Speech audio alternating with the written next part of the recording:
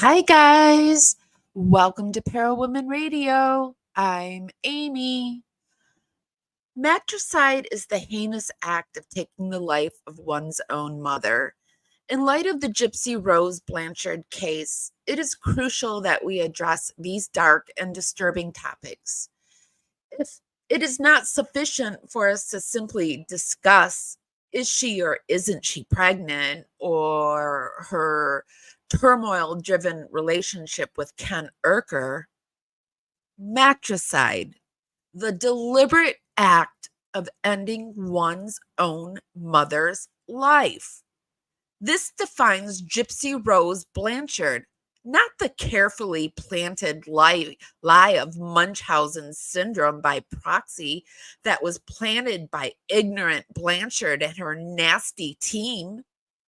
This distinction is essential for everyone to recognize, which is why I feel compelled to further shed light on her story. Tonight, we will delve into the topics of parricide, patricide, and matricide. While it may be premature to have concrete data on whether Gypsy Rose's influence is appealing to teens and young adults just yet, I have found troubling accounts in doing my research that suggest a concerning trend is emerging.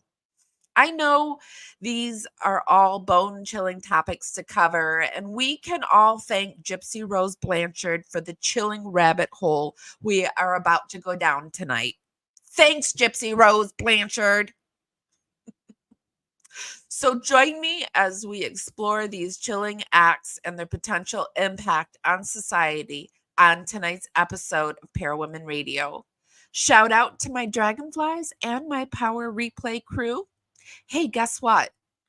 Only 43 days left to get your tricks and or your treats ready for the kiddies on Halloween. Which will you be giving out this year? I'm still undecided. Welcome to Parawomenradio. I'm Amy. Cavalier's strumming this old guitar. Words rolling out into the fire. Never ask why my heart burned blue. Here in the haze where you inspire me. Here in the darkness I hear my cue. Time to find some solitude. Here where my soul bleeds openly. Deep in the heart of sin and you. Here in the blue, I'm falling deep into you. Here in the blue, I'm dancing with you tonight, and it feels fine.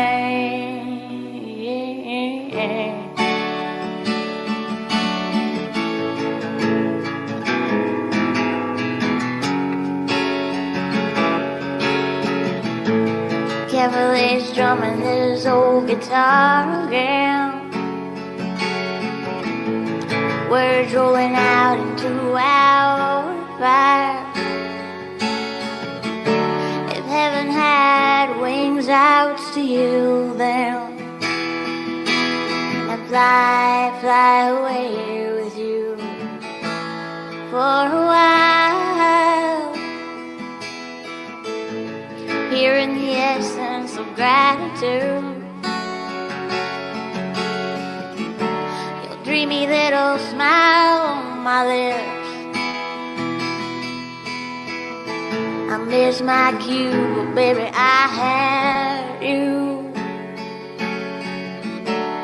Miss my cue, but I had you for that day.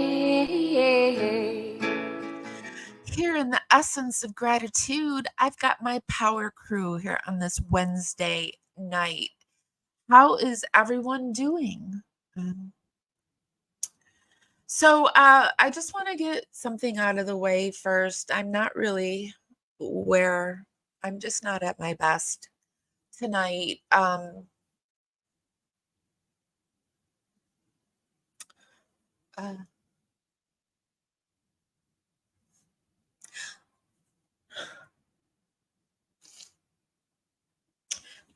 um,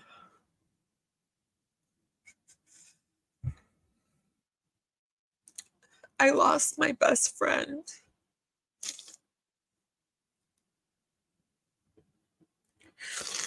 And I'm really grieving. And I know people will say, like, well, just take off, but I can't because I had the migraines and my views are way down, and I'm using this money to subsidize paying bills so I'm not homeless. And so I'm just going to talk about it now, and then I can't talk about it again because I won't be able to do the show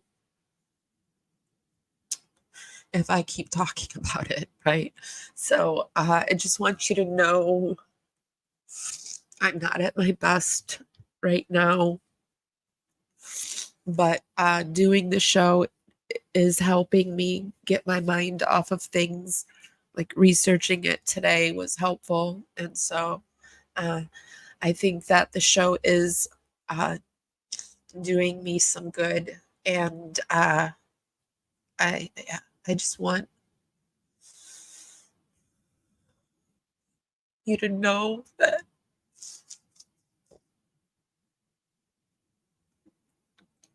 I'm really grieving her. So, okay. Just give me one moment to pull it back in.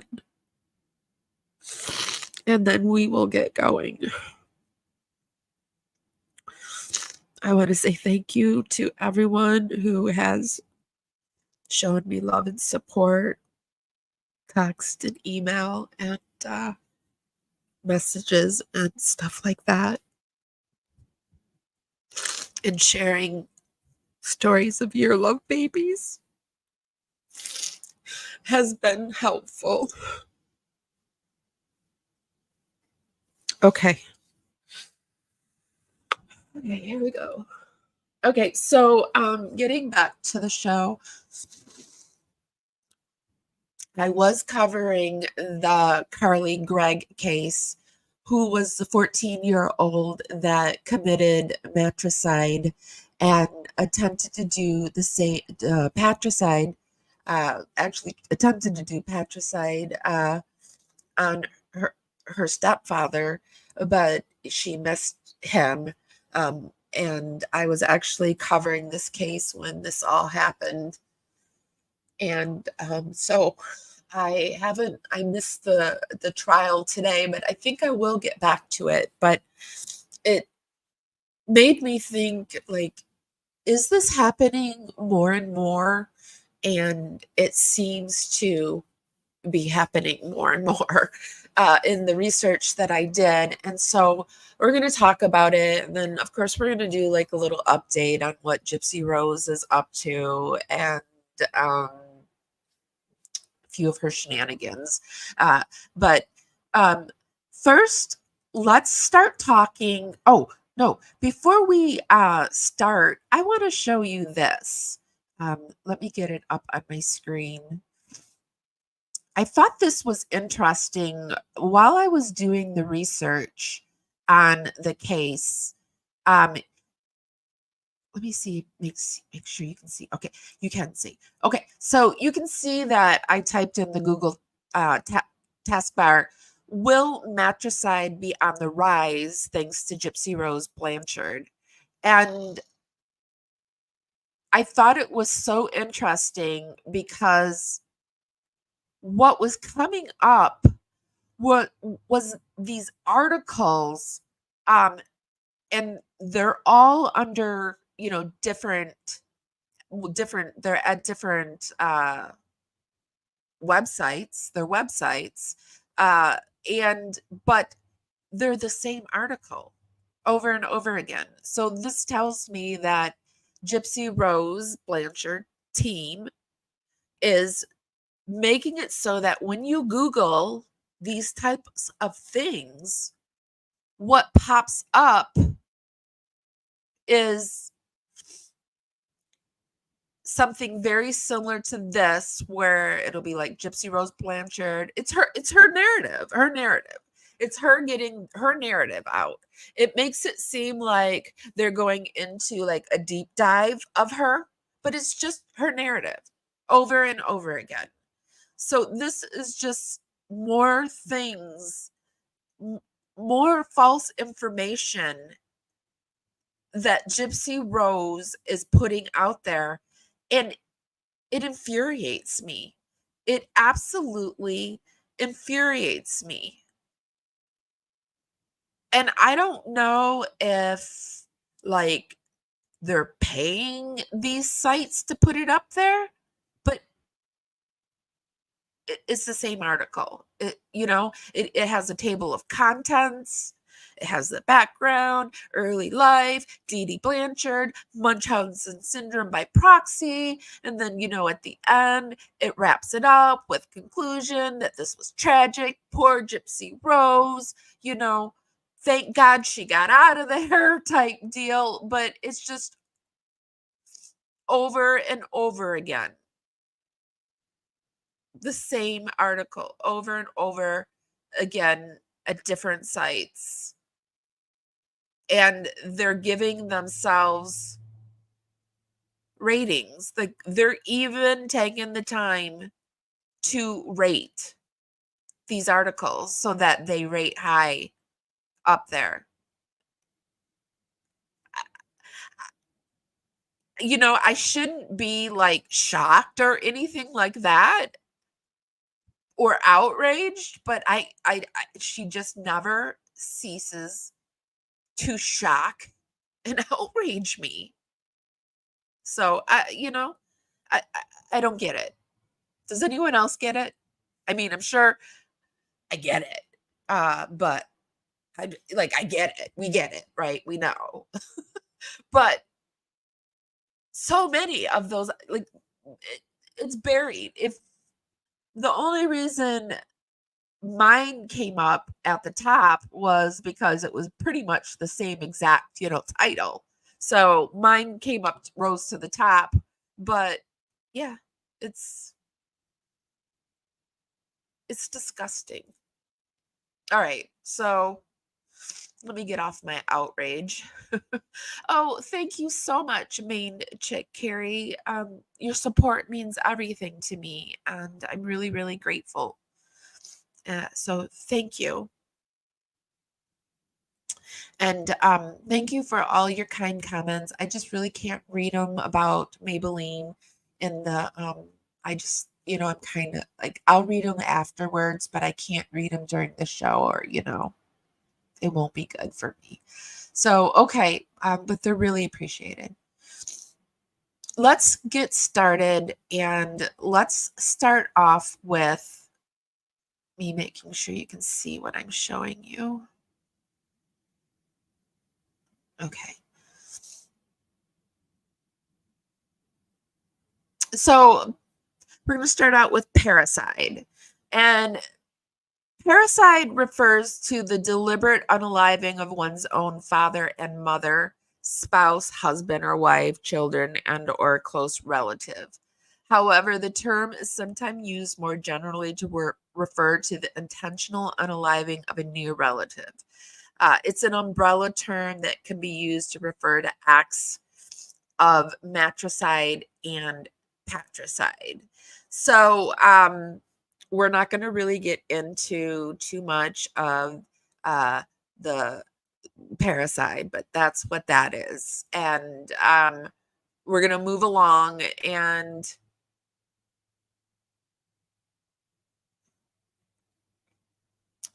we're going to go into the explanation of parricide and why kids unalive their parents.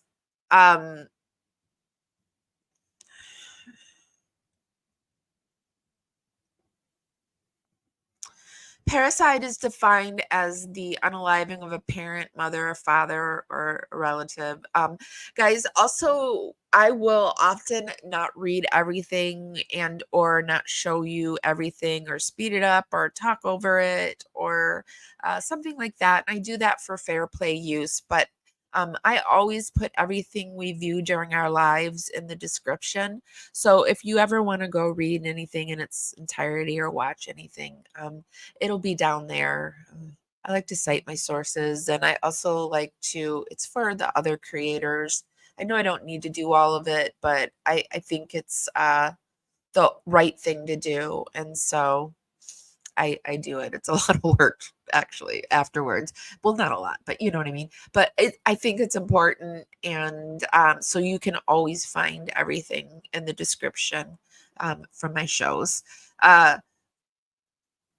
Some people confuse parricide with patricide, but the latter term refers only to the unaliving of one's father. Additionally, matricide refers to unaliving one's mother. Fratricide refers to unaliving one's brother, and sororicide refers to unaliving one's sister. According to a 2019 study, parricide is the rarest type of murder. The FBI said in 2017 that parricide accounts for about 2% of all, I don't know if I'm going to get nailed for saying homicide, but homicide cases. In 2017, there were a total of 15,129 murder victims in the United States. Among those victims, 169 were mothers and 186 were fathers who were unalived by their children. Parricide is also predominantly committed by adult, middle-class, white males without any history of prior criminal acts. I think this is important to note because it's predominantly committed by adult, middle-class, white males without any history of prior criminal acts. But tonight, I'm going to share with you, I think we've got 4 teens that did it recently. So maybe that's changing. And again, like I said, we don't have the data yet. We can only go by what we're seeing. And additionally, parricide offenders are usually younger than the age of 30, but over the age of 18. And there is usually some history of mental illness. However, adolescent parent unalivers usually do not have a history of mental illness. Let me say that again. However, adolescent parent unalivers usually do not have a history of mental illness. And this is what Gypsy Rose is. She committed matricide. It's not that Dee Dee Blanchard had Munchausen syndrome by proxy. It's that Gypsy Rose Blanchard committed matricide. I wonder like how hard she's going to try to get this video shut down. We should like maybe do a poll. Actually, you know what? I'm not going to speak that negativity onto this. My show is completely on the up and up, and nothing will happen. Motivation for parricide among adolescents is typically long-term abuse by parents. Also, I feel that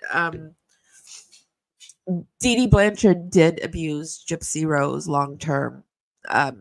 Sleeping with your daughter in the same bed, like for years on end, is abuse. Shaving your daughter's head at a crucial age in her life to get trips and whatnot is abuse. So, but I always say not unaliving abuse. Also, difficult relationships between parents and the offender are common precursor of parricide. A study in 2008 showed that daughters are more likely than sons to murder biological mothers and stepfathers. There are 3 types of parricide offenders: severely abused, mentally ill, and dangerously antisocial. Dangerously antisocial individuals also unalive their parents because they see them as an obstacle to a goal or desire.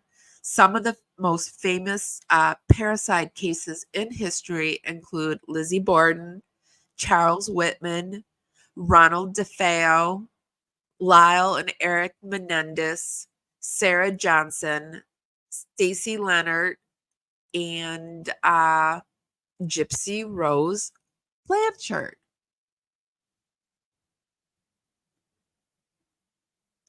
Let me see what you guys are saying. Let me hop down into chat really quick. Hi, Andrea.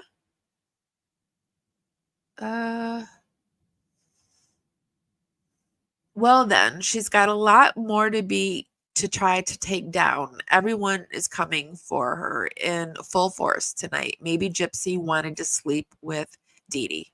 Perhaps.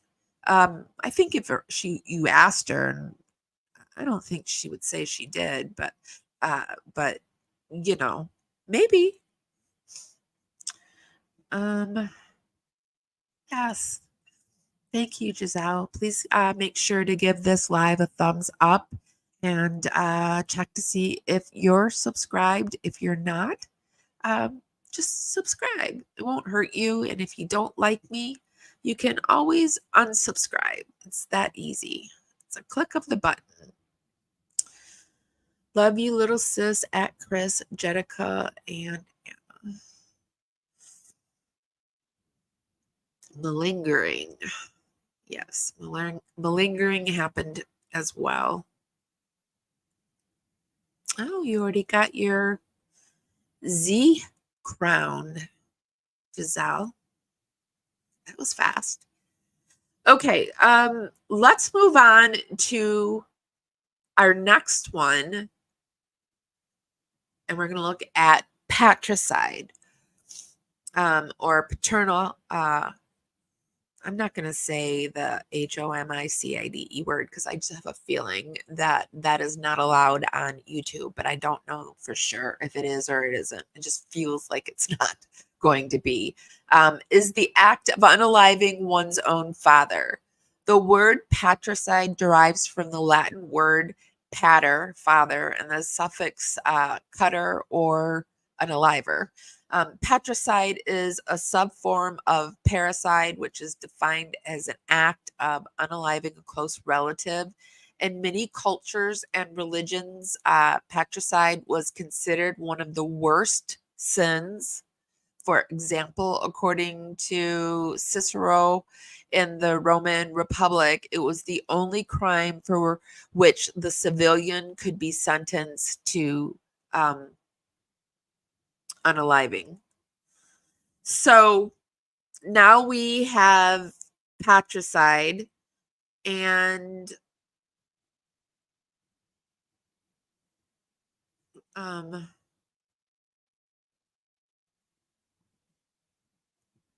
just want to make sure. Here is something from The Guardian. You had better be careful in your bed tonight. Shock rises in woman unalived by their sons.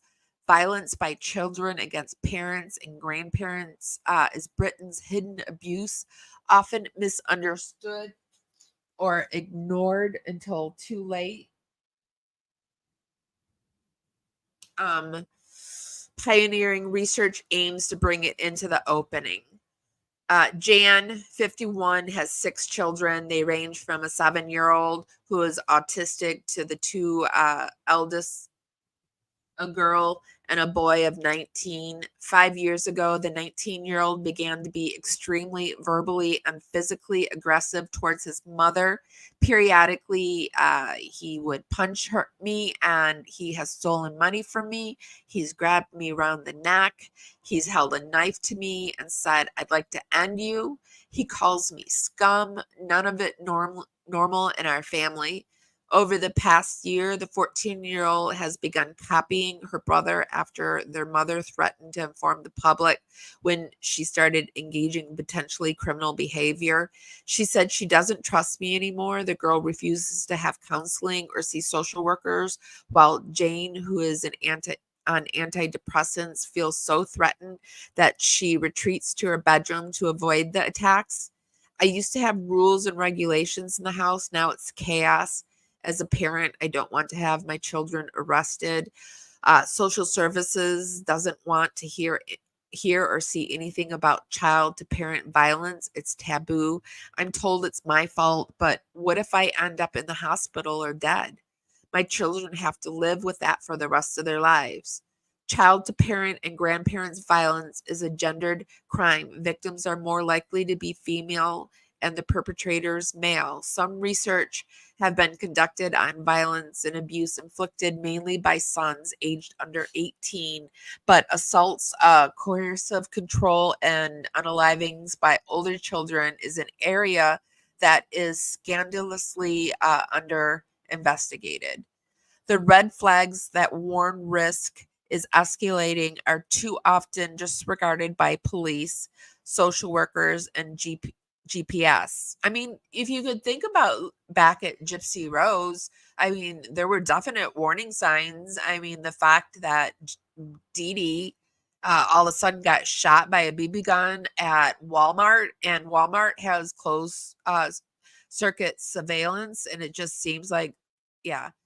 So, I mean, there's red flags in the Gypsy Rose story. I mean, what am I saying? There's bombs. There's bombs in the Gypsy Rose story. In one case of matricide, the son's medical notes said no female member or of staff should. Hold on a second. I got a cough. Sorry, it's all the crying. It's making me a little bit stuffy.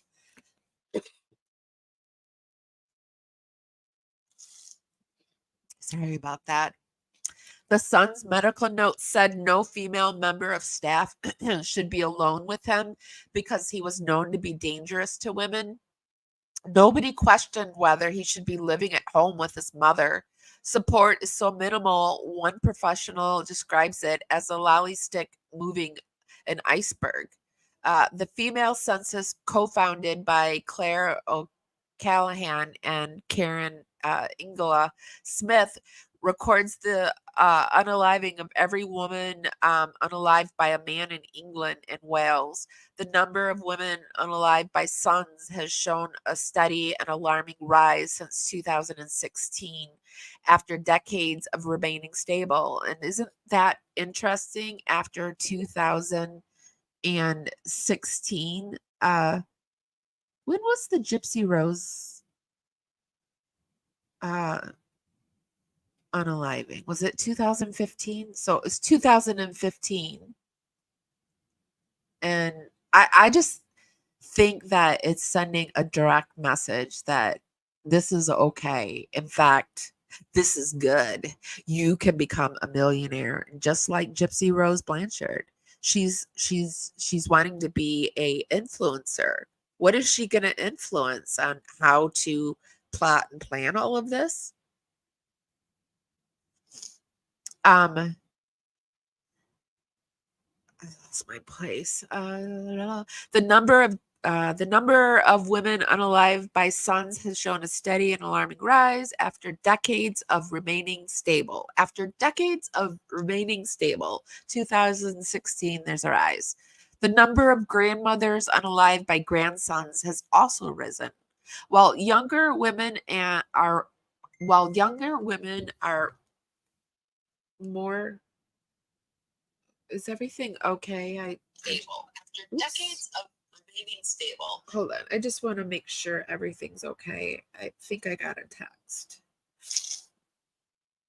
Okay. I don't know what's happening. Okay.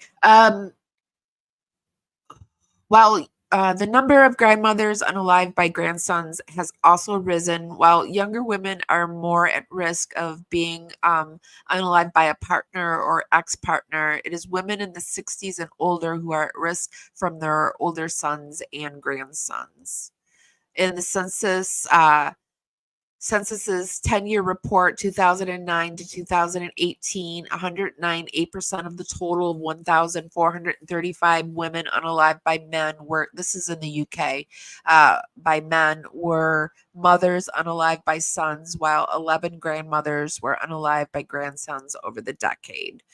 So we can tell that it's going up, and the latest Femicide census status shared exclusively with the Observer. They're campaigning to end this femicide.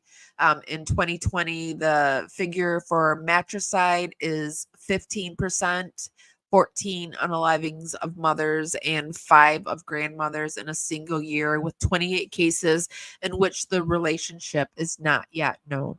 So it's all on the rise, as we can see. And it's alarming. It's terrifying to me, actually. In the last article, they did mention femicide, and I just wanted to include this really quick. The silent epidemic of femicide in the United States. Last summer, New Yorkers were rattled by the devastating senseless unaliving of Aziza Johnson, a 20-year-old victim of domestic violence who was pew-pewed while walking her 3-month-old baby on the Upper East Side. Femicide is prevalent in the U.S. and the United States. Femicide, the gender-based unaliving of women, is often thought of an issue afflicting low-income countries. This could not be further from the truth. Of all femicide cases in high-income countries, 70% occur in the U.S. To put that into perspective on a global scale, the U.S. ranks 34th for international female violent unalivings at a rate of 2.6 unalivings per 100,000 women. Just wanted to throw those stats out for you guys. If you think, and by guys, I don't mean guys, I mean like everybody. I have this thing where I say guys, and I had somebody say to me that I shouldn't say guys anymore because what kind of feminist am I if I address everybody as guys? But, it's hard. Like, it's my whole thing. I say, hi, guys. Hi, guys. Welcome to Parawomenradio. I'm Amy. So, how do you stop saying hi, guys? And why do I really have to? Do I really have to cut that word out too? I don't want to.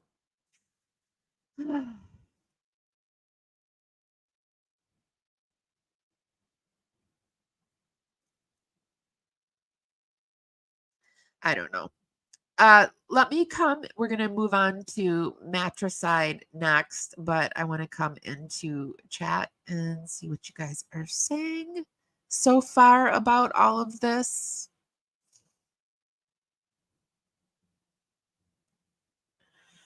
Make sure I haven't lost everybody, not boring everybody.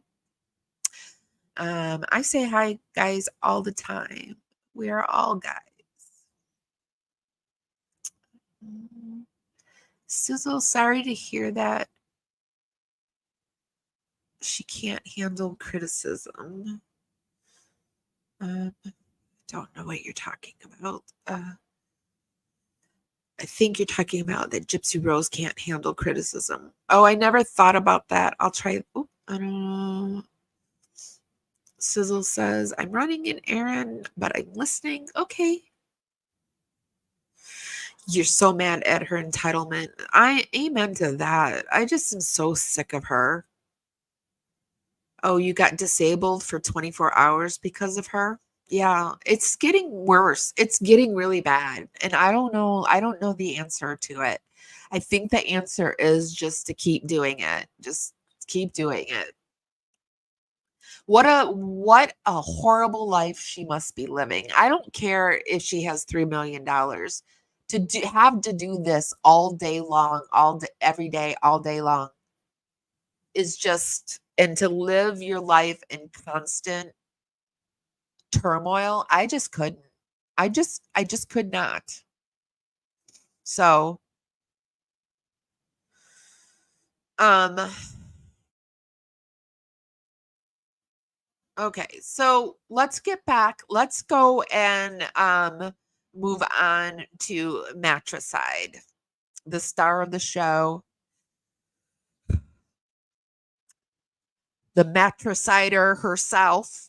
Is matricider a word? I don't even know, but I'm gonna start calling Gypsy Rose the queen of matriciders. Because she earned that crown. She is Queen Matricide. So let me make sure you're seeing what I'm seeing. You are. Okay. So matricide or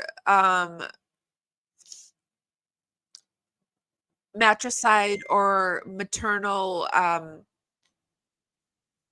unaliving someone is the act of unaliving one's own mother. So I've said it over and over again. So we've gone into what matricide is, and I think you're pretty aware what it is, the act of unaliving one's own mother, but the psychology behind it. And after I finish up with this one, we're going to go into the cases that we're gonna talk about tonight. I also wanted to do a little poll. I am really considering talking about the Soto case because it's in Florida and I'm in Florida and I like to cover Florida cases.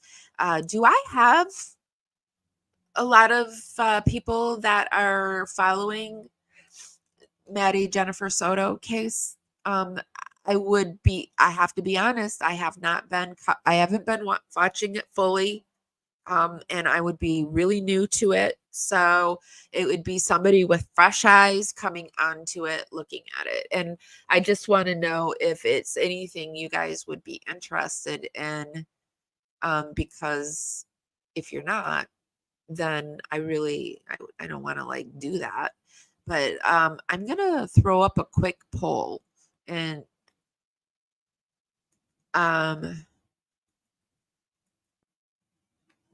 and then I will let you know. I always forget to check my polls at the end of the live. So if you guys think about it and I haven't checked it, will you remind me? Can you guys be my little reminders? Because I forget to do my polls at the end of it. So okay, so getting back to here, the psychology behind matricide.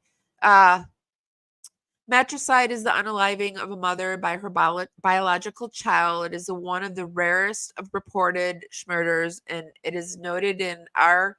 Canesty, R. Roca, R. Candela, and F. Carabelsi's matricide by mentally disordered sons gaining a criminological. That's a new criminological. That's a new word for me. I would have said gaining a criminological. Yep, that's right. Understanding beyond mental illness, descriptive study has always been considered one of the most abhorrent crimes. And I agree. The matricidal theme has its roots in Greek mythology. According to Greek mythology, Prince Orestes avenged the mother of his father, King Agamemnon I'm not going to say that word, by unaliving his own mother, Clemistra. You know what? I am so bad with words. I'm sorry, I butchered that. The Roman Emperor Nero, who ruled Rome between 55 AD and 68 AD, or is it AD 55 and AD 68, ordered the murder of his mother, Julia Augusta Agrippa. I know that word from Rome, watching Rome. Over the years, a number of matricides have been reported by Sri Lanka, but this has not been discussed in great detail by mental health professionals. I think this is from Canada, this article. Recently, an 18-year-old son unalived his 39-year-old mother after a quarrel over RS 15,000. What is that? Is that a video game or something? This event shocked the nation and was marked among the more horrible crimes committed. Specific psychodynamic and environmental factors can be identified in this unaliving. Although the self-affirmation motive was associated, the son's criminal act leaves behind some unanswered questions. But this is not matricide. This is patricide.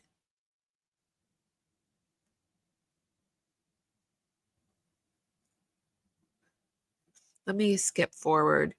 Some view matricide as a crime against nature. D.G. Dutton and S. Yemeni adolescent parricide and integration of the social. Oh, I might want to read this. Adolescent parricide, an interrogation of the social cognitive theory and clinical views of projective, introjective, unconscious defense mechanism in which one incorporates characteristics of another person or object into one's own psyche.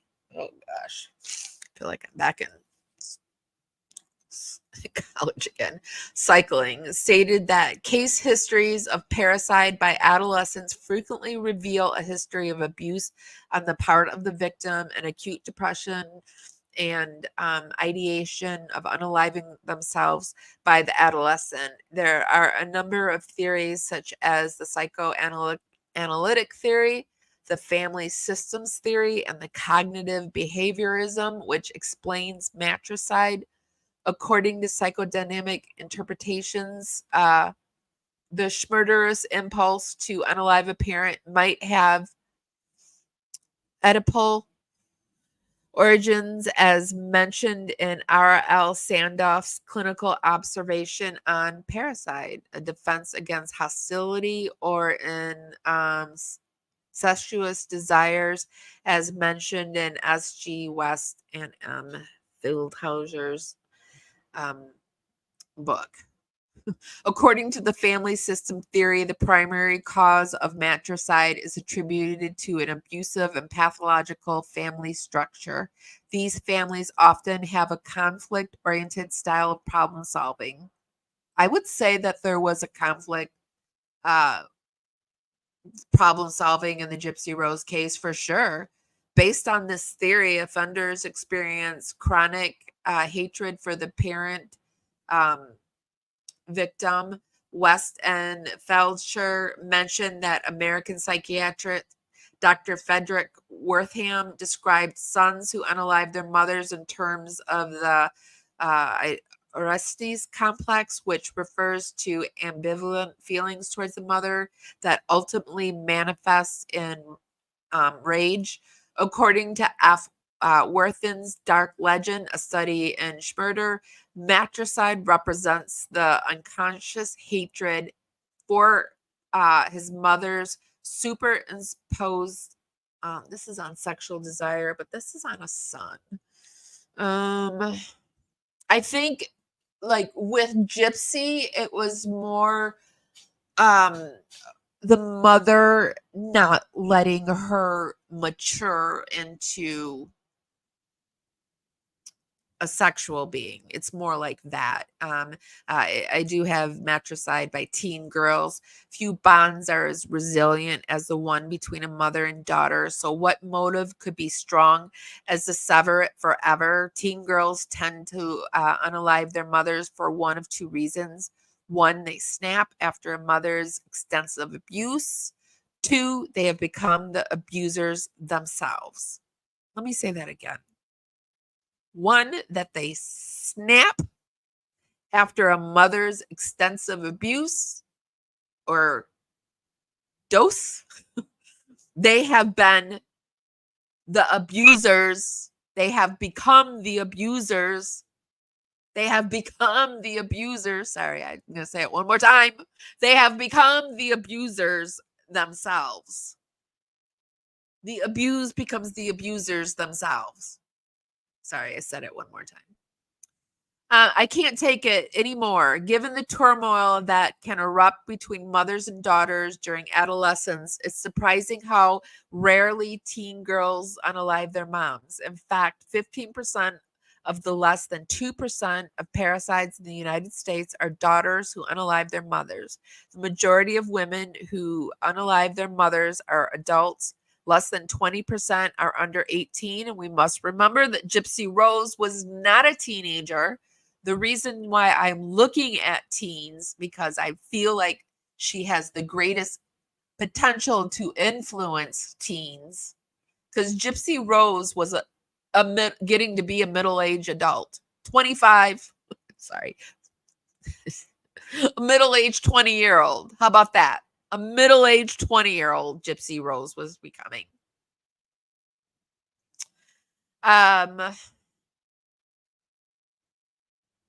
Let me find. The majority of women who unalive their mothers are adults. Less than 20% are under 18, although interestingly, more than 50% of the matricides reported in the media involve teenage schmurders.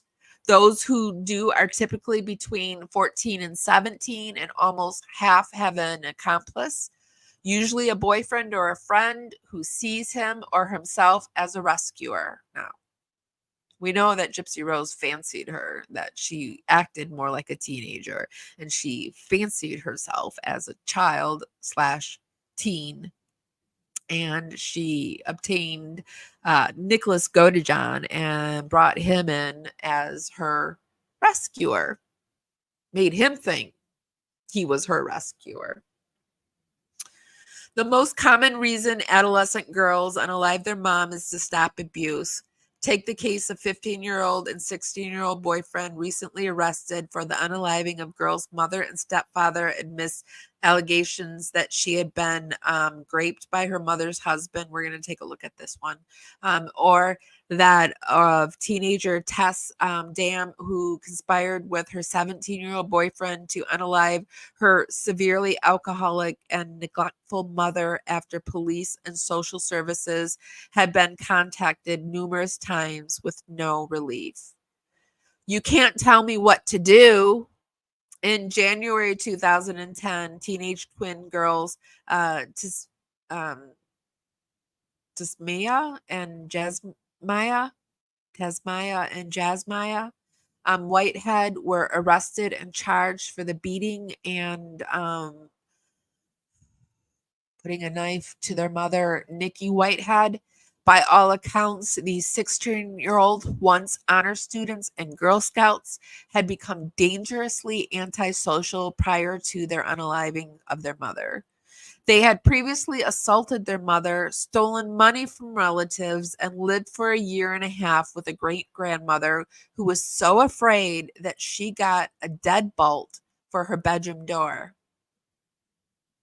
Interestingly, these children also come from dysfunctional family. It's not so much the presence of or absence of abuse that separates the two groups, but the motive for the actual murder.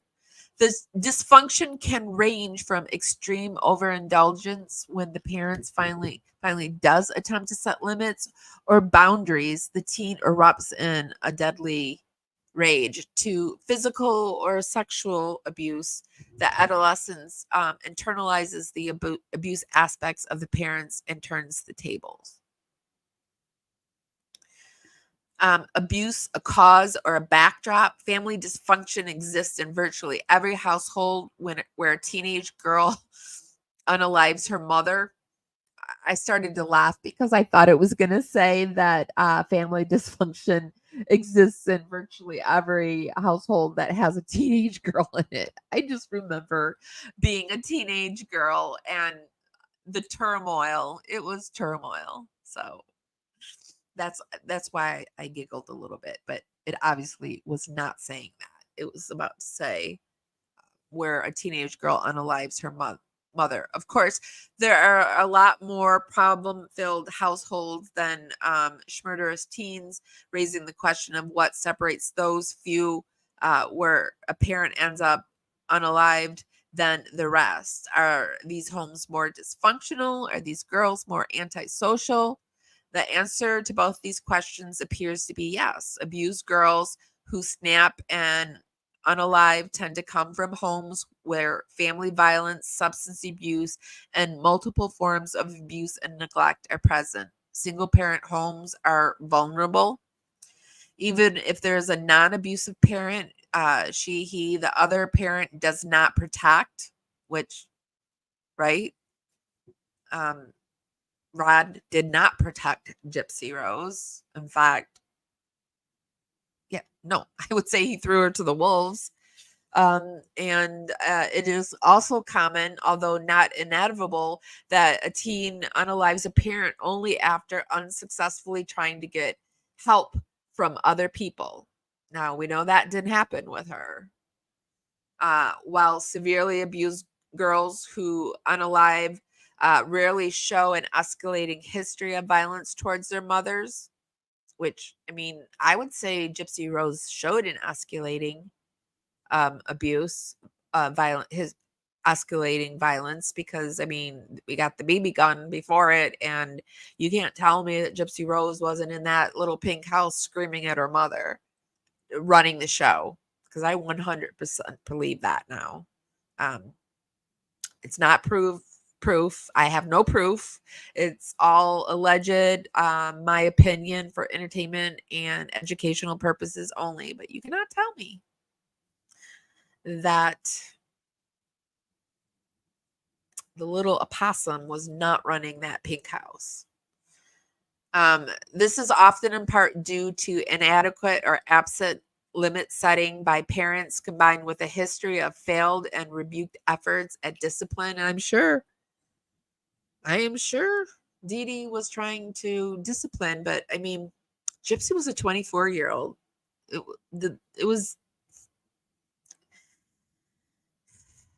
was time for Gypsy to get up out of her wheelchair and walk out of the house in a responsible way. But we know that didn't happen. The cycle of family violence and conflict often begins with relatively innocent and innocuous family discord and increases in frequency and severity as the parents' inability or unwillingness to impose meaningful discipline undermines informal family controls and acceptable codes of conduct. In addition, these parents often go to great lengths to protect their abusive children from formal legal responses to their abusive behavior. I mean, this is just, I feel like I'm reading the Gypsy Rose story. Abusive behavior by not reporting and thereby keeping their abuse hidden, sometimes until it's too late. The bottom line, it's rare for a teenager to unalive a parent, and even rare for a teen girl to do so. Interestingly, the top two reasons she does the top two reasons she does are mirror images of each other. One, to end a parent's severe abuse, or two, or as an escalation of child precipitated violence towards a parent. So, yeah. I feel like I was just reading an essay on the Gypsy Rose Blanchard story. Let me see what you guys are saying. Yes, please give this live a thumbs up. Helps us dance out into the algorithm, party out there. Bring more fun and interesting people back to the party. It's just a free way to help me out, and it's really, really appreciated. We're coming to you today on Facebook, YouTube, and Twitch. Hi, guys. And the little playhouse, the girl's still out of control. Yeah, she had her she shed. Gypsy Rose had her play shed. Ugh. She still does only want the D. Yeah.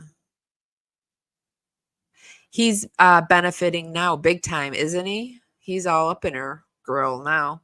Rod was and still is a deadbeat father. Yeah. It's all, I mean, you know that, yeah, puberty drama. You know that Christy's only putting up with Gypsy while the money train is coming in and waiting for the baby to be born. It's just a matter of time before that house blows up or burns down from the chaos that is about to unfold. Well, remind me the poll at the towards the end. I'm not done. We're going into we're going to look at some cases now. What's happening with the poll though? I want to look at it. Ooh, 73%. Oh, 11 votes and 73% said yes and 27 said no. I'm going to keep the poll up towards till the end.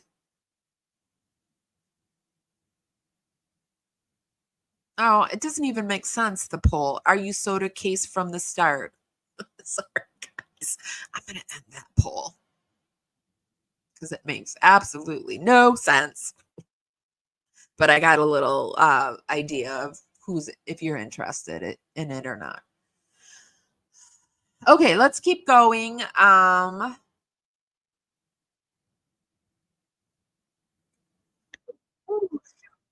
Sorry. Case number 1 is the Carly Gregg case that I have been covering this week. We're going to take a quick peek at her. Let me make sure you're seeing what I'm seeing.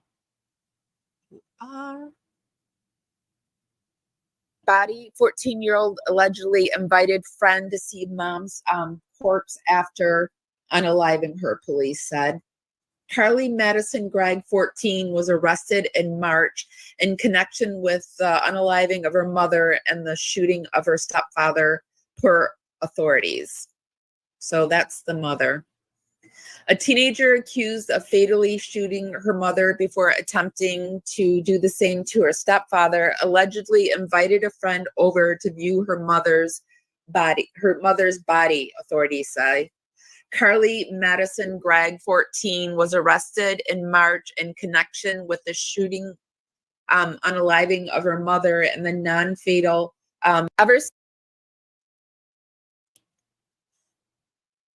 Moving on, this is the actual, here's footage, horrifying moment, 14-year-old Carly Gregg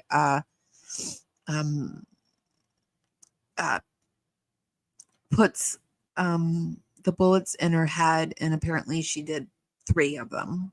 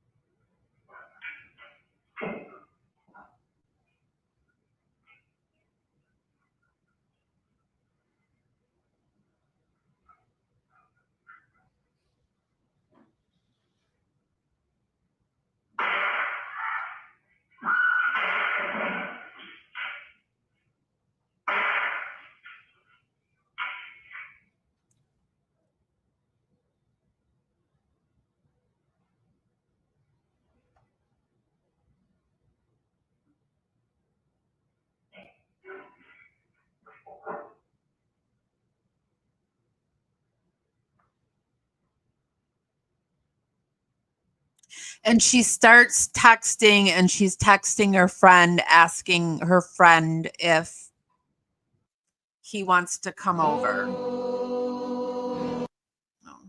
Up at night, especially if you have children. And I hate to say that, I truly do. I mean, we should feel safe in our own home. Our home should be our safe haven from the outside world, not from what's inside of it. While we wait for the rest of the power. So this was the first live that I did on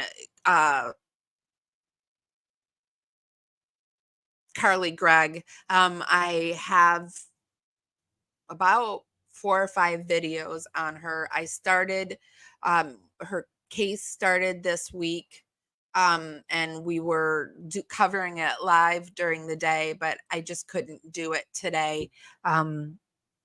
Not sure if I'll start back up on day 3.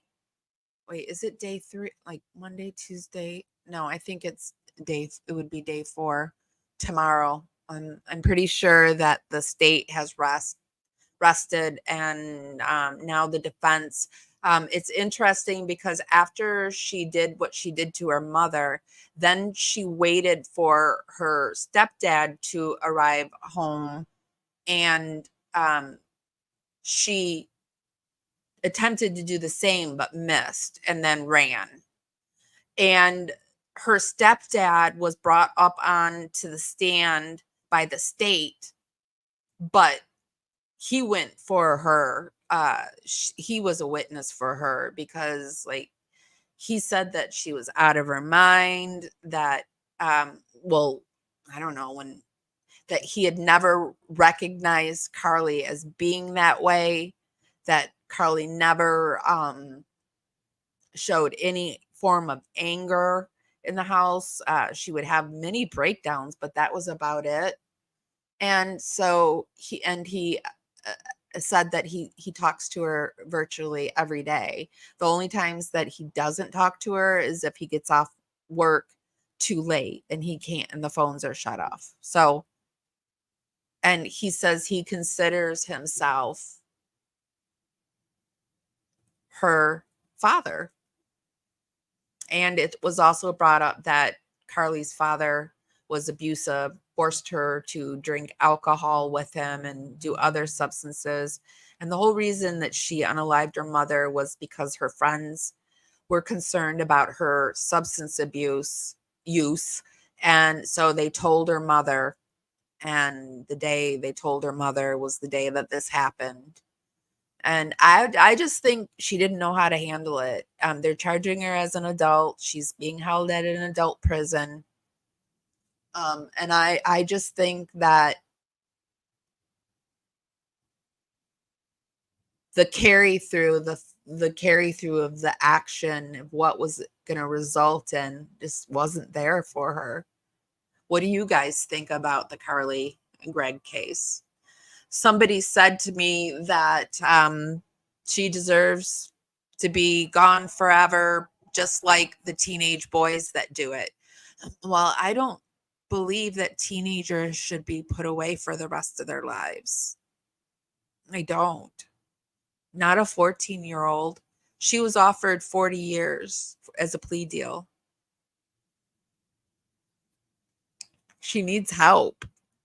She needs to be put somewhere and given help. I think that she is going to night, Steve. I think she's going to not get 40 years, but I don't know. I don't know. So let's move on from Carly Gregg, and let's go into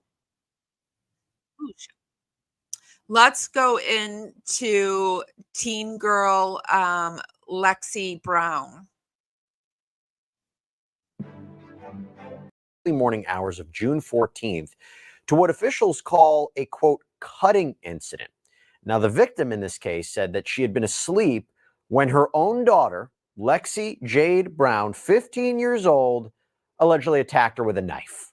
The mom reportedly had multiple stab wounds, but this alleged attack didn't stop there. No, because the victim says Lexi also tried to set the house on fire. According to a news release from Gulfport Police, quote, While being questioned by detectives, Brown stated that she had been planning to kill the victim because she found her to be a weird B word and accused her of suppressing the black in her. Brown was charged with attempted murder and first-degree arson. She was taken to the Harris County Adult Detention Center, and her bond was set at $1.25 million. My understanding is that perpetrators over the age of 13 in Mississippi, they can be charged as adults. And according to Mississippi court records, Brown is next set to appear before a judge on June 26th. Okay, to talk about this. Is it not interesting to you that this happened in Mississippi? Because Carly Gregg happened in Mississippi too. I find that very fascinating. And then there's the other cases I'm going to talk about are happening in, I think you could guess what I'm about to say, Florida. I want to bring in clinical psychiatrist Dr. Daniel Bober. Doctor, great to have you. Now, look, I know you haven't had the opportunity to examine Brown, so I understand that. But putting that to the side, what are your initial thoughts about this one? You know, a lot of questions, more questions than answers. But, you know, a 15-year-old girl that has that much rage to try to kill her mother, I have to wonder what's been going on in that home. Now, I have heard that her mother made the suggestion that she was seeing a psychiatrist and that she had heard voices. We know, for example, that a lot of times voices are a normal part of development. Hallucinations in 70% of people don't turn out to be schizophrenia. They can be caused by depression, anxiety, trauma, substance use. So I wonder if there was some substance use here that may have been contributing to this. What were her prior psychiatric records looking like? Was there a history of violence? I have a lot of questions here. I think we all do. The age, you mentioned that 15-year-old girl. I mentioned it before. How does age factor into this? So this is something that, you know, even the Supreme Court recognized in a case called Roper v. Simmons, this phrase that's thrown around about the evolving standards of decency. We know that the brain does not finish fully developing until around age 25. And the last part of the brain that develops right here, called the prefrontal cortex, is that part of the brain that's responsible for what we call executive functioning, planning, organizing, and impulse control. Now, there is a suggestion here that this was a premeditated crime and she had been planning to do it for a long time. But again, you know, with someone who is 15 years old, we know that they don't have the emotional maturity of adults. They don't have the ability to exercise restraint. And very often they don't weigh the future consequences of their actions. So I think that needs to be taken into consideration here. I believe Mississippi has the insanity defense. Is that something? And I think it needs to also be taken into consideration, and I've said this already, that all of these cases that we're talking about, besides our teenagers, and Gypsy Rose was a middle-aged 20-year-old. I know we have limited facts here. The idea of a daughter allegedly stabbing her mother, you could say in and of itself, that seems insane. But you and I both know that that bar is so high, and for a reason, right? Because if everybody could claim insanity, then that would be a defense where they aren't sent to ultimately prison, but they could be sent to a psychiatric facility. But walk me through whether or not you think that's something that could be considered at this point in time. I'm glad you know, juries don't like the insanity defense. They don't like someone not being responsible for a crime that they committed. This is something that has come up since the John Hinckley Jr. Assassination attempt of Ronald Reagan, where all this legislation was changed around. So obviously, if you're the defense attorney for this young woman, or young girl, you're going to want to try everything you can. So, you know, we know that the insanity defense is rarely used, and even when it's used, it's rarely successful. But again, in a case like this, where the facts are so severe, I think you're going to, you know, throw anything against the wall and see what sticks. And usually it's you would have to really not appreciate what you're doing, not fully comprehending the actual circumstances of your act, that you're not appreciating the difference between right and wrong and this being a lawful or unlawful attack. Exactly. I mean, there are differences in the statutes. There are differences in the statutes from state to state, but that's essentially what it is, that you could not appreciate what you were doing was wrong. And that's, like you said, a very high bar. Now, I am curious about this, though. The actual method that was used here. So allegedly stabbing somebody while they sleep. What do you think about that? Because that's a very... Okay, so I think this is very interesting because we all know how Dee Dee Blanchard met her end. And I don't believe... A very specific way to... I don't believe for a second now that, and again, I have no proof, this is just my opinion, that she didn't participate in the act of unaliving. I did get a very interesting email today. They asked that I not say who it's from, because they're going through some stuff.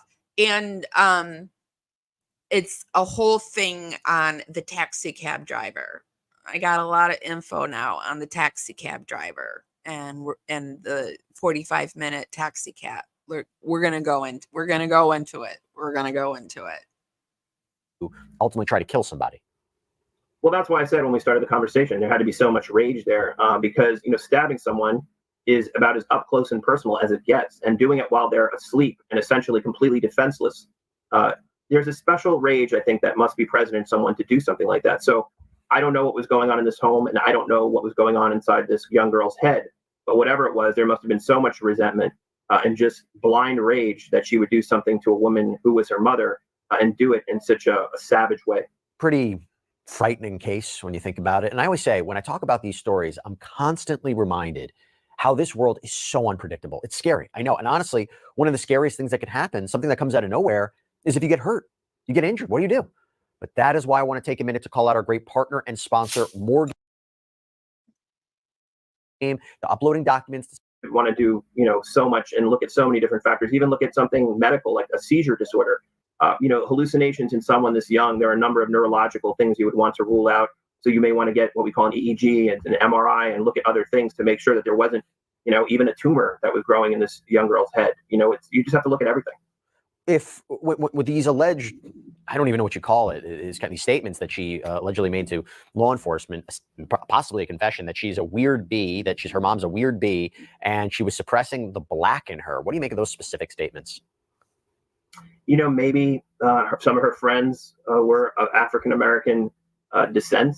Maybe it was the crowd that she hung out with. Maybe there's some racist overtones here. Maybe her mother didn't approve of that. I would say exactly that. The crowd she hung out with where it was black, and that I'm sure that's it. It's impossible to really know, but again, for her to make a statement like that again tells me there is really no there's no level of restraint there. There's no impulse control. An adult would probably hold back and maybe say they want to speak to an attorney, but she's essentially a child. So when you're talking about people this young and charging them as adults, I find that a little bit concerning, honestly. Yeah, I didn't know what that statement meant either. It could have been, like you said, it could have been a racial kind of statement. Could have been, darkness, black, light. This idea of evil. If that's the way she was characterizing. Exactly. Yeah. When you hear the term dark, it can be interpreted in a number of different ways. Like dark spirits or dark things like that, dark beliefs. Yep.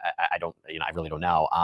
And that's what makes it, equally disturbing. And then there's the fire, right? So whether it was, I don't know, the purpose was to kill herself, cover up the evidence, but the use or the idea of setting a fire, does that affect the analysis as well? I think. What do you think about the fact that Gypsy Rose didn't try to do a fire or anything like that? Do you think she was just too lazy, or just she just figured they'd find Dee Dee and that was good enough? Nail on the head. I mean, whether this was to try to cover up the evidence, whether it was to make it look like someone else did it and make it more difficult for forensic to figure out what was going on. I mean, any of those are possibilities, really. Okay. So that is the Lexi Brown case. Gulfport, Mississippi, 15 years old. It was Friday, June 14th, very recent that this happened. And it was several wounds. And so there you have it. Moving on, some of these next ones, because they are teens, some states won't release the names. In Michigan, girl, 14 and 17-year-old boyfriend accused of plotting to unalive the girl's mom. This is August 22nd, 2024, CBS News, Detroit. A 14-year-old Michigan girl and her 17-year-old boyfriend have been charged as adults in the attempted unaliving of the girl's mother, officials said. The Macomb County Prosecutor's Office said on July 24th, 2024, the 17-year-old boy entered his girlfriend's mother, East Point home, and put his hands around her neck and took the life away from her before he was confronted and fled. East Point police said an investigation shows the victim's 14-year-old daughter plotted the murder with her boyfriend. The girls charged with solicitation of murder and conspiracy to commit first-degree premeditated murder. If convicted, she faces up to life in prison. 14-year-old, if convicted, faces up to life in prison. Which I thought the states removed that if they're teens, you can't get life. But I don't, maybe I'm wrong on that. She had a 1 million bond, and so this is one that is in the works. This next one, Palm Bay teen indicted after allegedly ambushing mom boyfriend with fatal pew pew fire.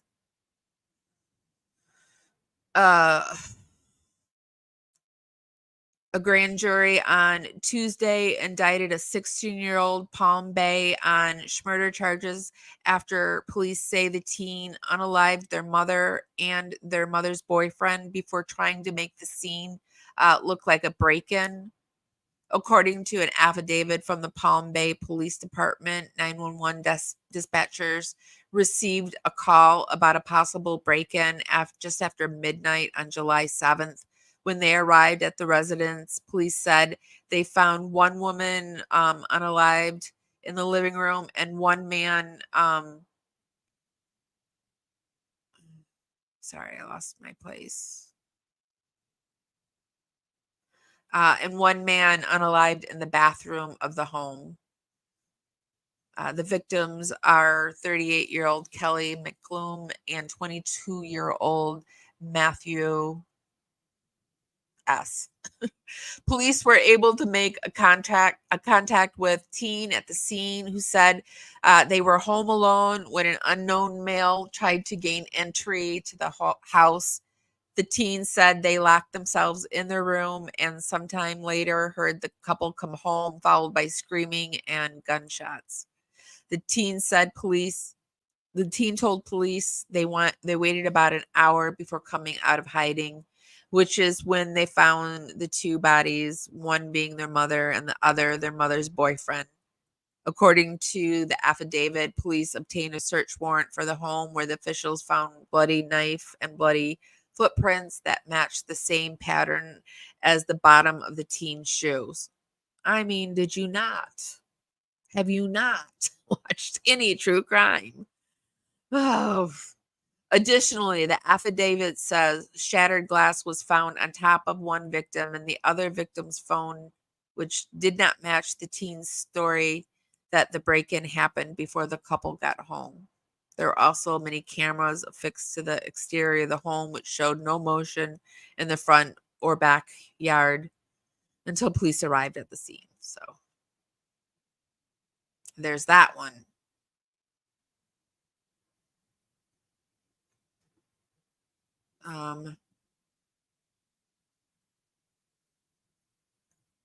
And then finally, we have this one, which is just mind-blowing to me, like mind blown. Really, when I read this, I was like, what am I reading here? A Florida teen unalived both parents in 1 year. So this isn't at the same time. He does it both parents in 1 year. 17-year-old faces first-degree murder charges in the unaliving of his mother.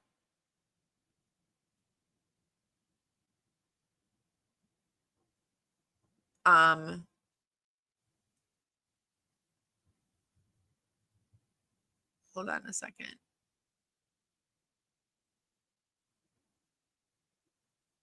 I'm just going to play the video so you guys can see it.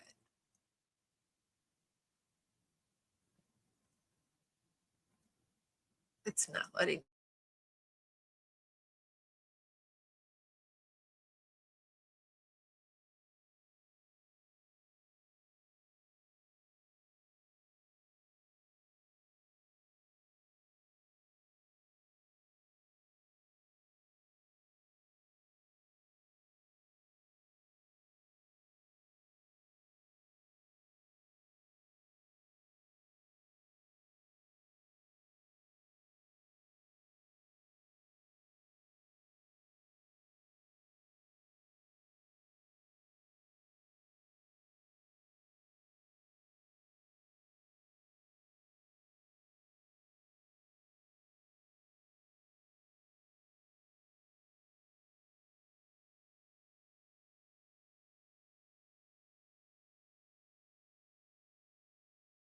Sorry about that. I crashed.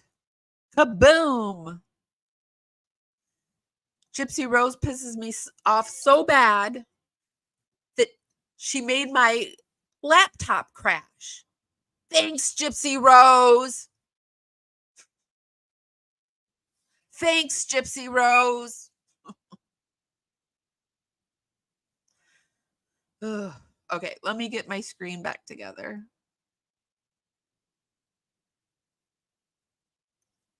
Make sure I'm showing you the right thing.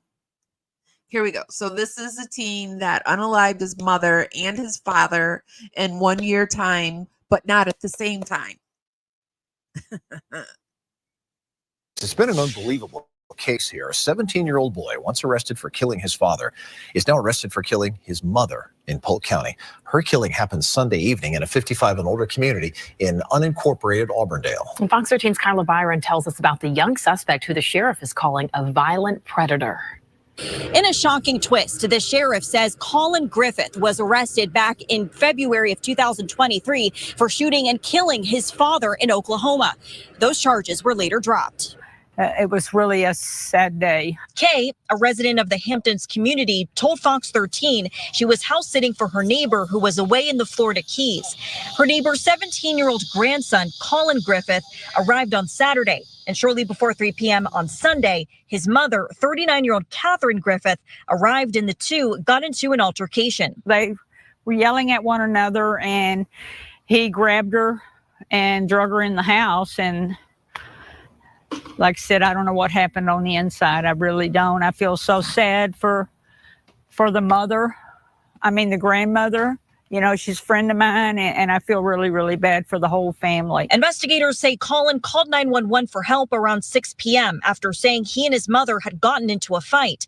He claimed his mother lunged at him with a knife and then fell on it, which caused a deep stab wound to her neck. However, Sheriff Grady Judd says this couldn't have happened. It's important to understand when you look at this, you see a kid. When I look at him, I see a psychopath. Colin was arrested and charged with first-degree murder. After digging into his past, investigators discovered he shot and killed his father in Oklahoma in February of 2023 after claiming his father pulled a knife on him. Those charges were later dropped. Was there anything else that could have been done? Because had Oklahoma been able to act, Catherine would be alive and well today.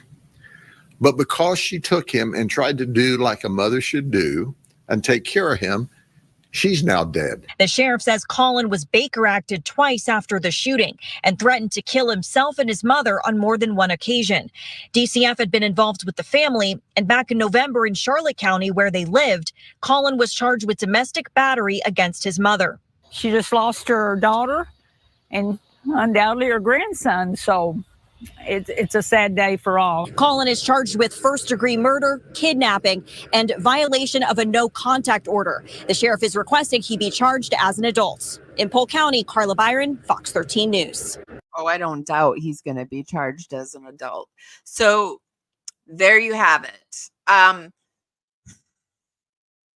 What do you guys think? We're going to next go into what's up with Gypsy Rose lately.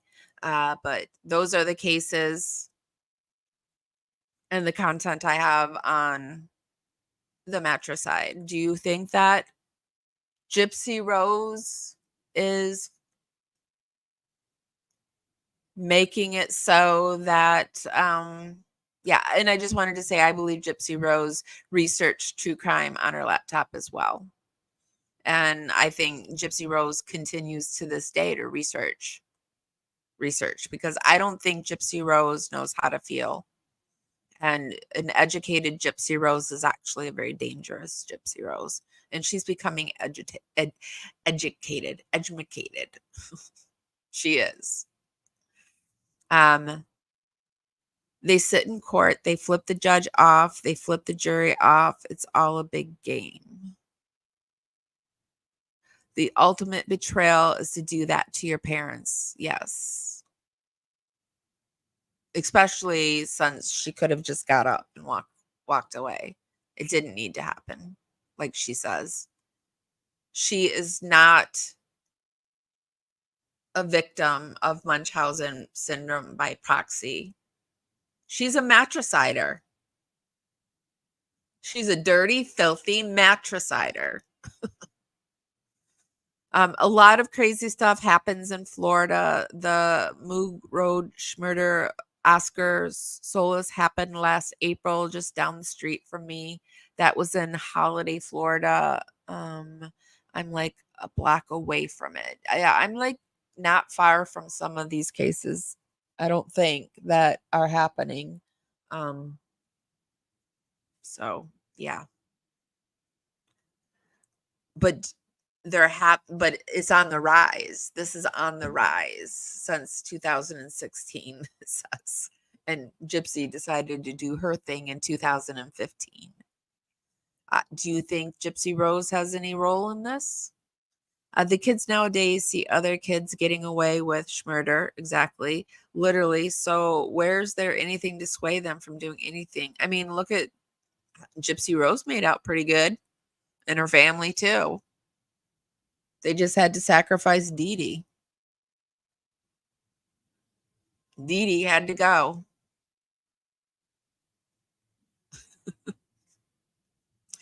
Dee Dee needed to go, and so she got gone. My laptop, I'm trying to get up the rest of what I had, but it's thinking. Hold on one second. Okay, one of my moderators is starting to do some videos over on TikTok, and I wanted to show you a few of them because she's like hitting all my buttons, all my movie favorite buttons, because I love The Princess Bride and Legend. We used to watch that thing, those two over and over and over and over again. In college, you know, you would like have your parties where you're just hanging out, you know, and you put in the it was not even DVDs. Yeah, well, there was some of them were DVDs, I think, but you know, the old tapes, you'd pop them in, and yeah, so hopefully you guys are Princess Bride and Legend fans too, but let's take a look at him. Might get copyright stricken, but here is the next one. I'll do what you ask. If you'll kiss me, Jack.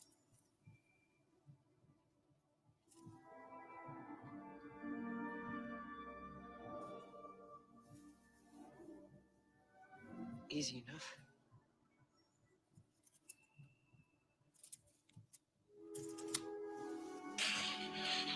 Call that a kiss? I might know it's sweet. Sweeter than bee pollen on a summer wind. Sweet is the wind that blows me to you.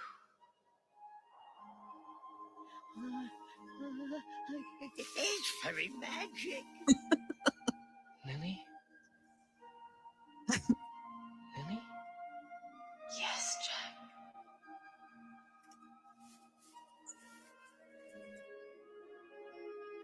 This isn't real. Oh, it is. I'm warm and alive. I want to be in your arms.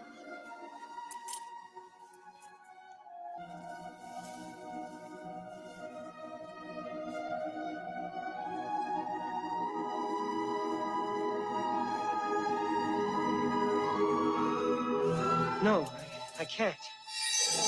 No, this is just more fairy glamour. The real Gypsy. Human hearts don't work that way.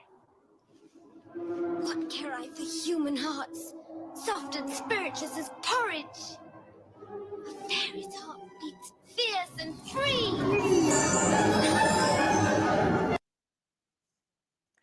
Kind of don't like that Gypsy was compared to Una, though, because Una was one of my favorite characters, but it is true. She has a lot of fairy glamour, doesn't she? Okay, so be sure to where am I at? I lost the page.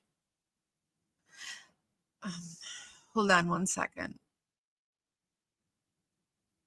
Be sure to check out, this is Chris C's page over on TikTok, and I will put the link in the comments so you can follow her.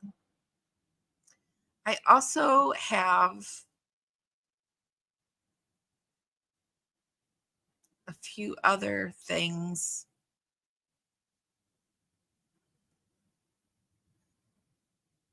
About her. I just need to pull it up now that my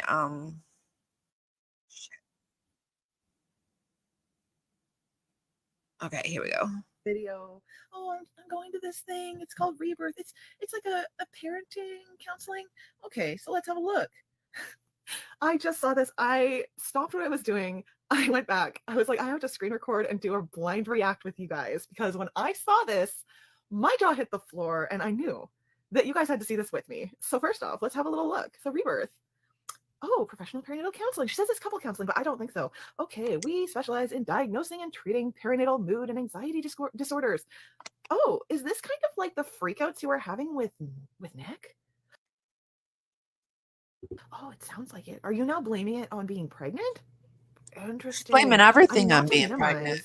and Thanks, not Gypsy validate Rose. all of the things you could be going through, but you've been doing that to everybody else by telling everyone else I'm that pregnant. their Thanks, experiences Gypsy aren't real Rose. because yours are more valid. Everyone, in your chat tells everyone else that, they're crazy. So I just figured I would have a look here. I'm depressed. Thanks, Gypsy Rose. So very interesting that you're having such a hard my time toe. already. Wow. All right. So you're already going through this. Thanks, Now, Gypsy Rose. I haven't looked at all of this yet. Now, I really hope and pray that this does help you, because babe, you need it. CBT, really hope this helps you. I'm not sure their level of skill, because girl, you need it. No, nobody needs to go and dox anybody here. This is simply for educational and entertainment purposes. This is just to bring awareness. Interesting too that she threw up this company's name and stuff, knowing that people go after these companies that she works with. Nobody, I don't know. Do they not go after them? Because she's just now saying don't go after them, but I would suspect people are going after them. Many of us have had children. Many of us have gone through many of these things. Terrifying that it was she's very learning strange that about someone who this. was just announcing their pregnancy with the test was already showing these signs, which seemed to be a little bit of a red flag, seemed to be a little bit, maybe alleged malingering, in my opinion. So I have experienced crazy mood swings, like poor Ken. If he breathes wrong, I am just like, ah! Somehow you just so happened to need to go to this kind of a place to, your fear of Ken leaving you is now that, these are the things going on and you need support with that. Good for you that you're reaching out for help. I just hope you aren't shifting it all onto Ken for educational and entertainment purposes. This is all alleged. Because I am so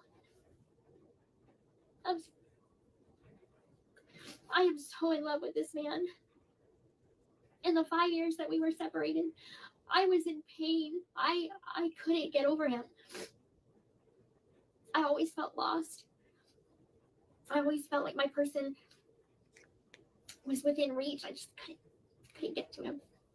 And I felt like the time that we had together while I was locked up, like we were robbed of a real relationship, of a real chance together. Like, most people, when they break up on the outside, they know that their relationship is not going to work, and they know that they did everything they could, like they had a real shot. But we didn't have that. We were robbed of that. We couldn't have a normal relationship at that time. You did this to yourself. You did this to yourself. You are a matricider. Something to treasure. That's something to hold on to. You committed matricide and did this all into yourself. But actually, it's turning out really great for you. Makes me. I know, I'm falling right now. It's just, I'm so emotional. She's such a. That's her fakeness. When we're having a baby. We made a baby together. I just worry for that man that he's now taking the. I just can't even complete my sentences because she makes me so mad. I'm like, she I'm trying to get my words together. She irritates me. Thanks, Gypsy Rose. I'm irritated. Thanks, Gypsy Rose. Okay, some of these things that were sent are now gone, so she must be working overtime getting rid of these TikToks. But here's another one. That she was at a comedy show last night in Breeze Live. Ryan Rogers was the comedian, and he said he had the honor of performing at Gypsy Rose's first comedy show ever. And hashtag my favorite unaliver. That's horrible. His favorite So what is matricider. wrong with you? This is disturbing. What part was your favorite? Was it this part? Was it all those jabs in her mom's back?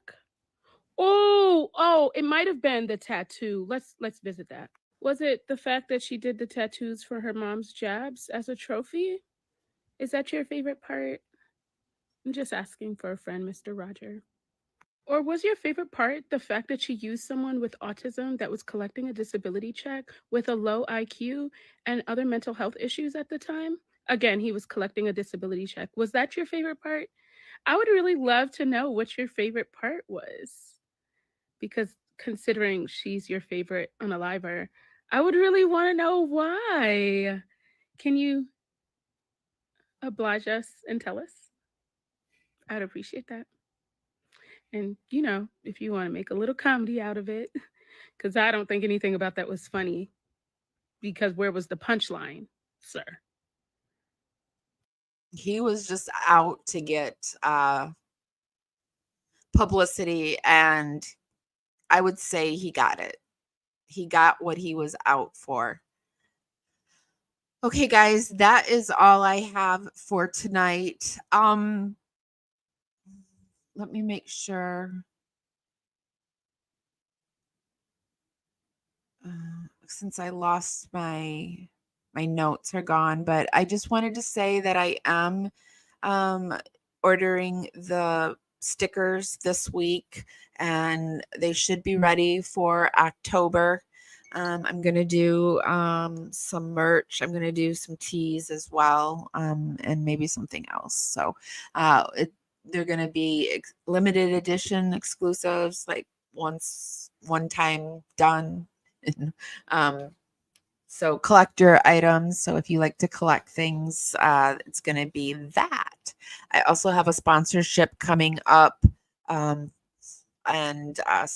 I'm going to be doing a video for, I'm going to be doing a true crime cooking show.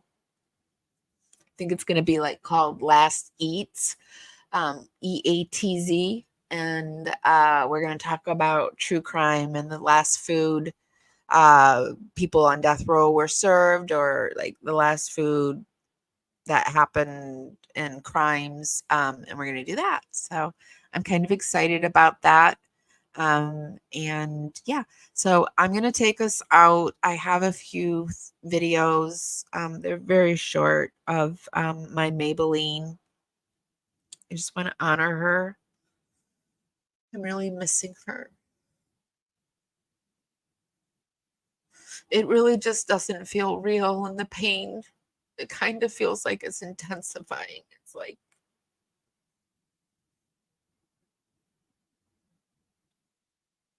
yeah, it's just kind of seeping in, and it's really quiet here.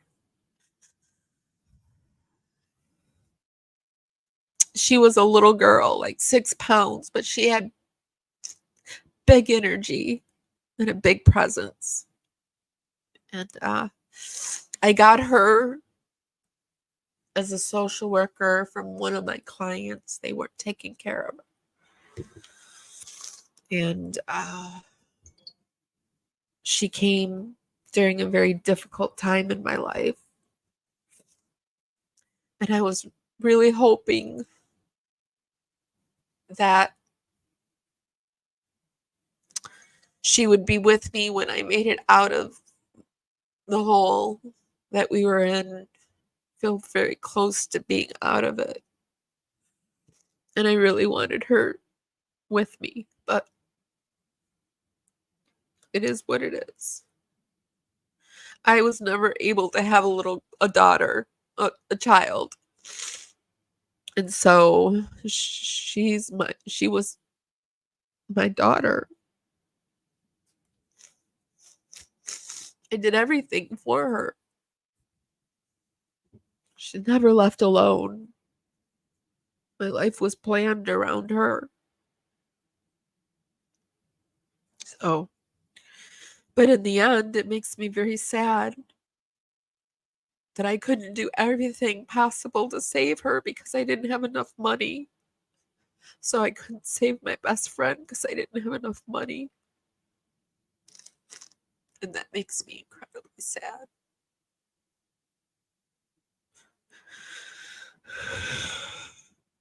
So I'm going to show a few videos of her so you know who I'm talking about.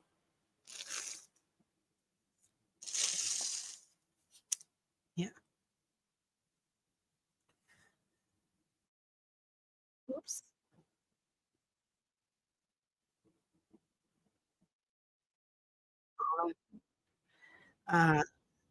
Okay, hold on one second, you guys. I gotta do something hold on one second. Because my laptop crashed, it might not let me show you her videos. If I can't do it tonight, I'll do it another night. Because you know, I'm going to be honoring her for a while. Or forever, maybe.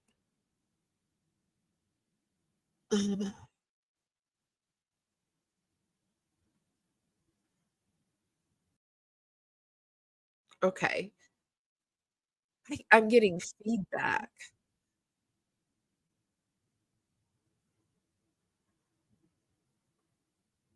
Hold on.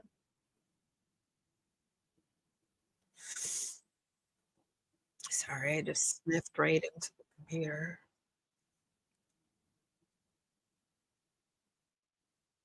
Uh,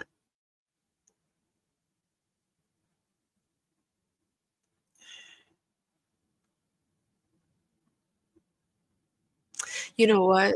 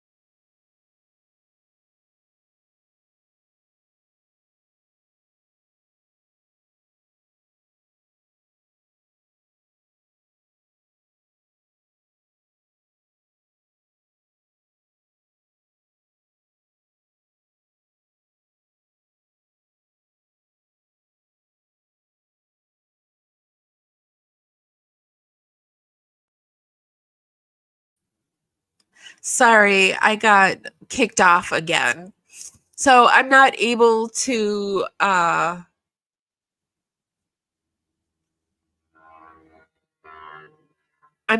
pull it up, but I have her over in on my community page. This is her. This is my Maybelline. And I don't know if you heard this, but the little bird keeps asking, "Where's May?" And when it was happening, he kept saying, are you all right? Are you okay? Are you okay? Because when something happens, like if he bumps into something or like something happens, I always like say, oh my gosh, are you okay? Are you all right? Are you, like, so he was doing that because she was having seizure after seizure. And I'm sort of going through this thing like where you go through like, did I do the right thing? Did I make the right decision? Because ultimately I had to have her put to sleep.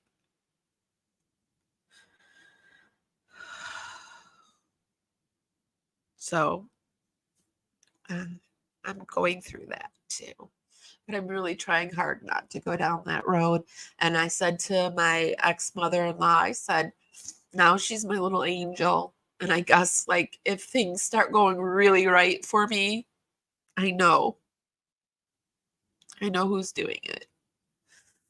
Okay, guys, that's all I have for tonight. Sorry about the bumpy, crumpy, like tech issues. StreamYard has been acting weird. I really think I'm going to go over to Streamlabs. I just need to learn it.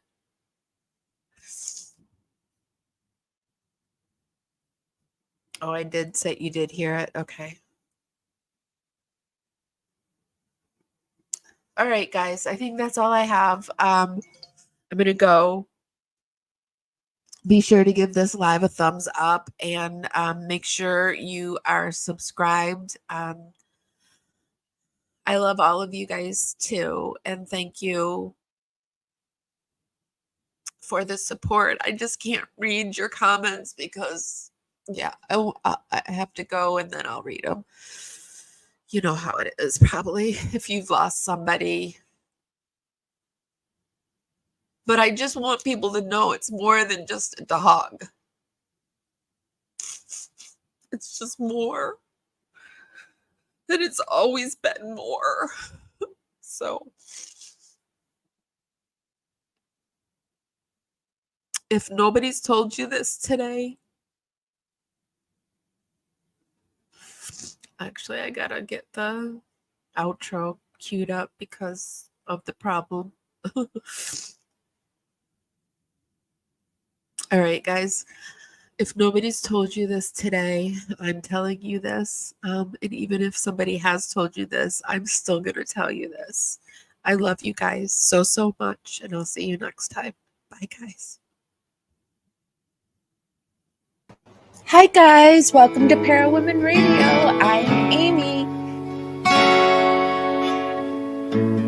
Carefully strumming this old guitar,